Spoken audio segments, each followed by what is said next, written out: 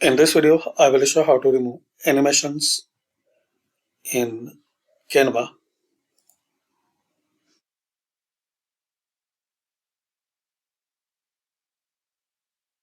So guys, if you have the animation in your element, text, picture, you can remove easily. Click on this animation name.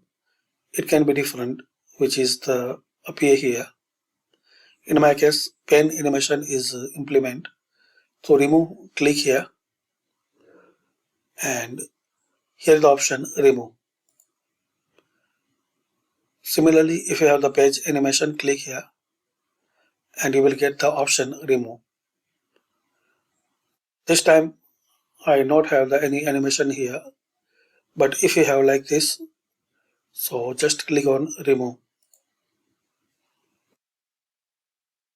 Thanks for watching. Comment this video useful for you.